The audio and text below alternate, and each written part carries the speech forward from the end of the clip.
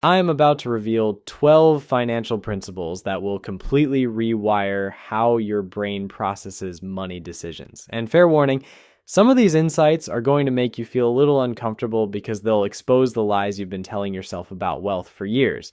My name is Nick, and I've spent countless hours dissecting the hidden psychology behind why smart people make terrible money choices, why broke people stay broke even when they get windfalls, and why the wealthiest individuals often look nothing like what you'd expect. If you've ever felt like you're working harder than ever, but your bank account isn't reflecting that effort, or if you've wondered why financial success feels like chasing a moving target, smash that subscribe button because we're about to decode the mental operating system that controls every dollar you'll ever earn, save, or lose. Here's what most financial advice gets completely wrong. It assumes you're a robot who makes purely logical decisions based on spreadsheets and calculators, but humans don't work that way. We make financial choices based on emotions, past experiences, and psychological patterns that were programmed into us long before we ever saw our first paycheck. Today, we're going to expose those patterns and give you the tools to work with your psychology instead of against it. Let's start with a revelation that might sting a little. Lesson number 1, nobody is actually crazy when it comes to money. I know what you're thinking. What about the person who bought GameStop at $300? What about your uncle who keeps buying lottery tickets? What about the neighbor who panic sold everything during the last market crash? They seem pretty irrational, right? Here's the thing. Your financial worldview is shaped by maybe 0.0000001% of what's actually happening in the economy, but that tiny slice of reality forms about 80% of how you think money works. If you grew up during the Great Depression, you hoard cash. If you came of age during the dot-com boom, you chase growth stocks. If your parents fought about money every night, you either become obsessed with financial security or you completely avoid dealing with finances altogether. The person who seems to be making crazy decisions isn't crazy. They're responding logically to their personal experience of how money works. When you understand this, you stop judging other people's financial choices and start examining your own psychological programming. What experiences shaped how you think about risk? What stories did your family tell you about rich people? Those narratives are running your financial life whether you realize it or not. This brings us to lesson number 2. Enough is one of the most powerful concepts in all of finance. Here's a question that will keep you up at night. When you have enough to live comfortably, why do you keep pushing for more? I'm not talking about basic needs here. I'm talking about the relentless drive to upgrade everything once you've crossed the threshold of genuine comfort. The problem with not defining enough is that you'll risk everything you have to get more of what you don't need. Think about it. How many people do you know who have risked their reputation, their relationships, their health, or their peace of mind to accumulate wealth beyond what they could ever reasonably spend? The hedonic treadmill is real. That promotion you're chasing will feel normal within 6 months. The bigger house will become just your house. The luxury car will become your daily commute. But here's what's insidious about not having an enough threshold. You'll keep moving the goalposts. First it's 6 figures, then it's 200,000, then it's 1 million. The target keeps shifting because you never stop to define what enough actually looks like for you. Meanwhile, you're sacrificing the present moment for a future satisfaction that neuroscience tells us will never actually arrive. The wealthiest people I know aren't the ones making the most money. They're the ones who figured out their enough number and then focused on protecting what they had instead of risking it for more. This isn't about being unambitious. This is about being strategic enough to know when you're playing with house money.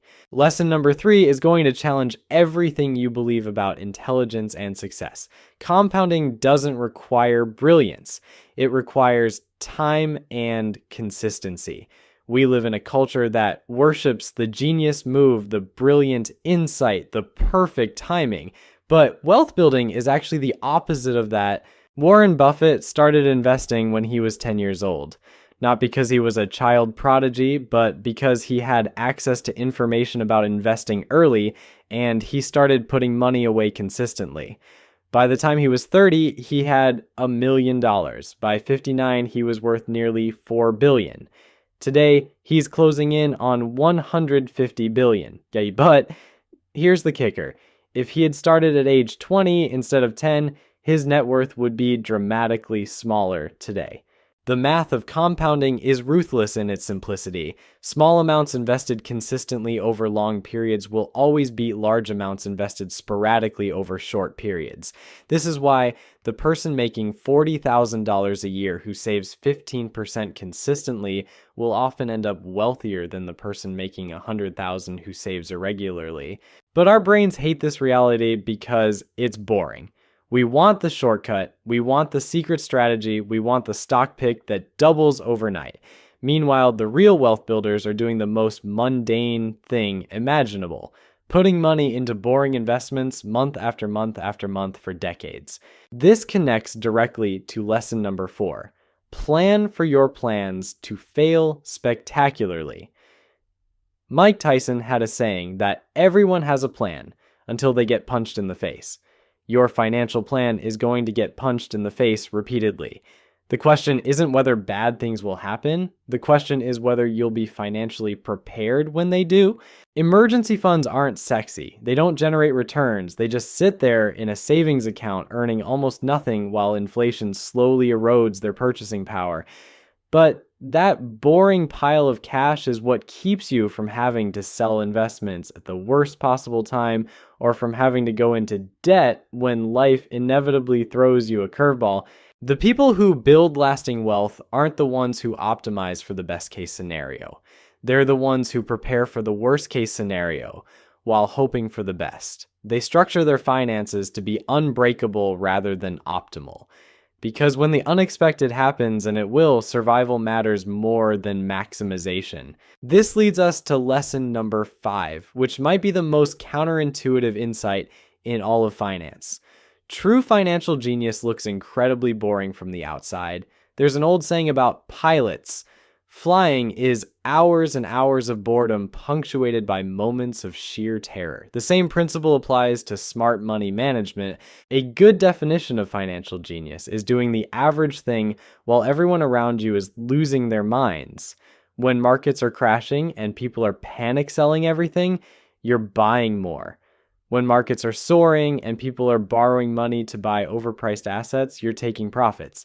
When everyone is chasing the hot new investment trend, you're sticking with boring index funds. This type of discipline looks easy from the outside, but it's psychologically brutal in the moment. It requires you to act against every instinct your brain has developed over millions of years of evolution. Your brain wants you to run when others are running and chase when others are chasing. Fighting those impulses consistently over decades is what separates the wealthy from everyone else. The financial media will never celebrate this type of boring consistency because it doesn't make for compelling content. Nobody clicks on an article titled "Man Continues to Invest in Index Funds for 32nd Consecutive Year." But that headline represents the strategy that creates more millionaires than any other approach. Lesson number 6 is where things get interesting, and it's probably going to make you question every career decision you've ever made. The ultimate form of wealth isn't money, it's freedom. Freedom to wake up when you want, freedom to say no to projects that drain your soul, freedom to spend Tuesday afternoon at the park with your kids instead of in a conference room pretending to care about quarterly projections. Most people optimize for income when they should be optimizing for autonomy. They take the higher paying job with the longer commute, the bigger title with more responsibility, the promotion that comes with golden handcuffs. But here's what's fascinating about human psychology. Doing something you love on a schedule you hate can make you despise what you once enjoyed. I've watched brilliant people become miserable because they traded their freedom for a bigger paycheck. They got trapped in lifestyles that required them to keep earning more just to maintain what they'd built. The fancy house demanded the expensive mortgage, the luxury car required the hefty payment, the private school tuition locked them into jobs they couldn't afford to leave. Meanwhile, the person making half as much but living below their means has something these high earners don't: options. When your boss becomes unbearable, when your industry gets disrupted, when you want to take a sabbatical or start something new, having a low cost of living gives you the freedom to make choices based on what you want rather than what you need to afford. This brings us to lesson number 7, which is going to hurt if you've been using material possessions to signal success. Nobody cares about your stuff as much as you think they do. When you see someone driving a Tesla, you don't think that person is cool. You think the car is cool, and you imagine how cool you would look driving it. This is a crucial distinction because it reveals something uncomfortable about human psychology. We buy things to impress others, but others aren't actually impressed by us. They're impressed by the object, and they're imagining themselves owning it. You're essentially paying tens of thousands of dollars to be a walking advertisement for a brand, while people fantasize about replacing you with themselves. Real wealth is invisible. It's the money sitting in investment accounts that nobody sees. It's the paid off mortgage that doesn't show up in your Instagram photos. It's the ability to write a check for unexpected expenses without checking your balance first. The wealthy understand this distinction between being rich and looking rich. Being rich means spending money on expensive things. Being wealthy means having money. These are often opposite behaviors, which explains why so many high-income earners have surprisingly low net worth. They're optimizing for the appearance of wealth rather than the accumulation of wealth. Lesson number 8 is mathematics disguised as common sense, but somehow most people get this backward. Your wealth has almost nothing to do with your income and almost everything to do with your savings rate. This sounds obvious until you realize how we actually behave. We celebrate the person who gets a raise, but ignore the person who cuts their expenses. We admire the entrepreneur who increases revenue while overlooking the one who improves profit margins. We focus on the top line while the bottom line determines our financial future. A teacher making $50,000 who saves 20% will often end up wealthier than a lawyer making $200,000 who saves 5%. The math is simple, but the psychology is complex. Increasing income feels like winning. Decreasing expenses feels like losing, even though they have the same mathematical effect on your net worth. Here's what makes this particularly insidious. Every dollar you don't spend is a dollar that can compound over decades. Every dollar you do spend is gone forever. So when you buy the expensive coffee every morning, you're not just spending $5, you're spending the $5 plus whatever that money could have grown into over the next 30 years. This leads us to lesson number 9, which will save you from the exhausting game of trying to predict the unpredictable. Time in the market beats timing the market, and it's not even close.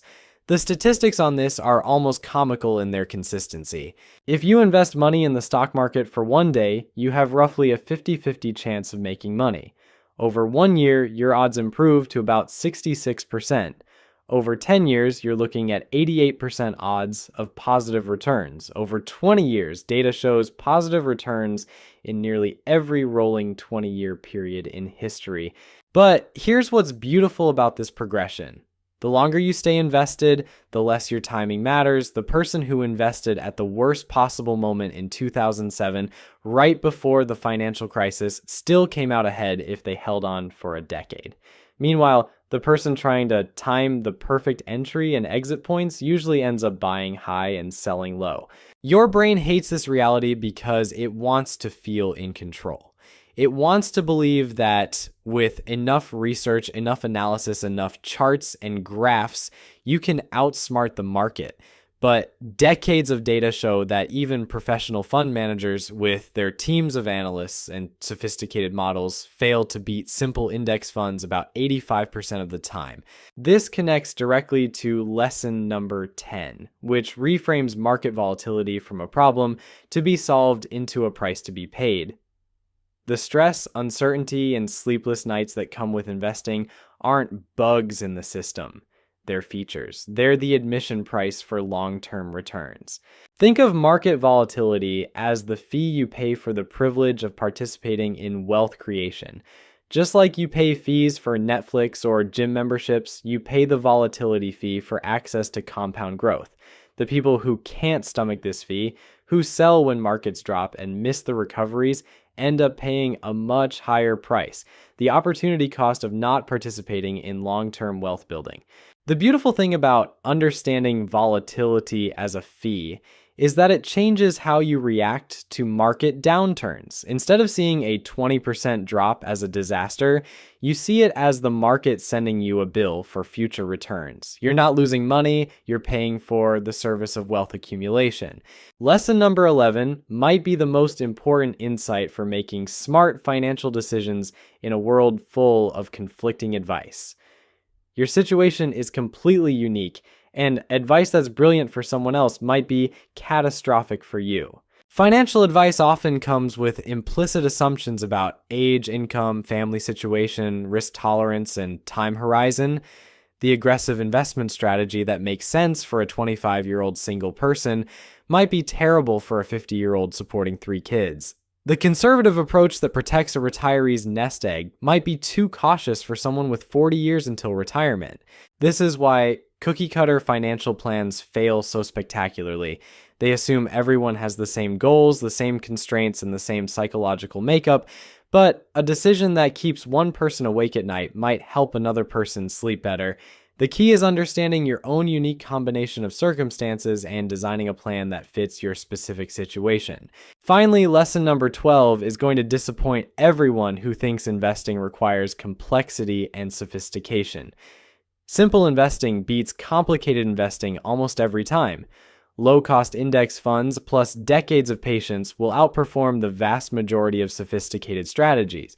This frustrates people because simplicity feels like you're not trying hard enough. But the evidence is overwhelming.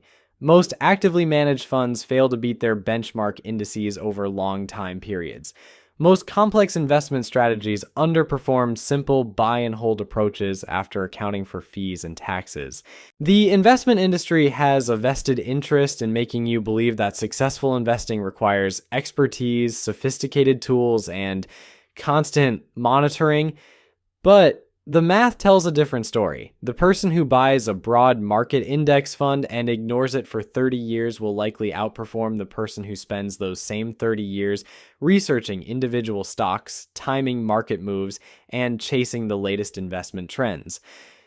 The reason this works isn't because the market is predictable, it's because human behavior is predictable. We overcomplicate things when we're scared, and we chase complexity when we're greedy. The person who can resist both impulses and stick with boring, simple strategies ends up winning by default. But here's where it gets really interesting. These 12 lessons aren't just about building wealth. They're about building a relationship with money that doesn't make you miserable in the process. Because what's the point of accumulating millions if you spend decades stressed, anxious, and obsessed with numbers on a screen? The people who master these principles don't just end up with more money. They end up with more peace of mind. They sleep better at night knowing their finances can weather storms. They make decisions based on their values rather than their fears. They understand that money is a tool for creating the life they want, not the scoreboard that determines their worth as human beings. And that brings us full circle to something most financial education completely ignores. Money is emotional before it's mathematical. Every dollar you spend or save carries psychological weight. Every financial decision you make is filtered through years of programming about what money means, what it can do, and what you deserve to have. The person who understands this has a massive advantage over the person who thinks investing is just about picking the right stocks or finding the perfect allocation. They recognize that their biggest enemy isn't market volatility or economic uncertainty, it's their own psychological tendencies to make decisions based on fear, greed, and social pressure. This is why so many financially successful people look nothing like what you'd expect. They're not driving the flashiest cars or wearing the most expensive clothes. They're not obsessed with the latest investment trends or constantly checking their portfolio balances. They figured out early that wealth building is primarily a psychological game disguised as a mathematical one. The math is actually pretty simple. Spend less than you earn, invest the difference consistently, don't panic when markets drop, and give compound interest decades to work its magic. A middle schooler could understand these concepts in about 10 minutes. The hard part is executing this simple strategy consistently for 30 or 40 years while your brain screams at you to do something, anything, other than the boring thing that actually works. The hard part is watching your friends buy houses and cars you can't afford while you're maxing out retirement accounts they've never heard of. The hard part is staying disciplined when markets crash and financial media is predicting the end of capitalism as we know it. Look, if these 12 principles made you uncomfortable, good. That discomfort is your brain recognizing that you've been playing the wrong game this entire time. The beautiful thing about understanding the psychology of money is that you can't unknow it. Every financial decision you make from now on will be filtered through this new awareness of how your mind actually works when it comes to wealth. Stop chasing complexity, stop trying to impress people who aren't paying attention, and start building the kind of boring, sustainable wealth that lets you sleep peacefully at night. If this rewired how you think about money, hit that subscribe button and share this with someone who's still trapped in the old way of thinking. I'll see you in the next one.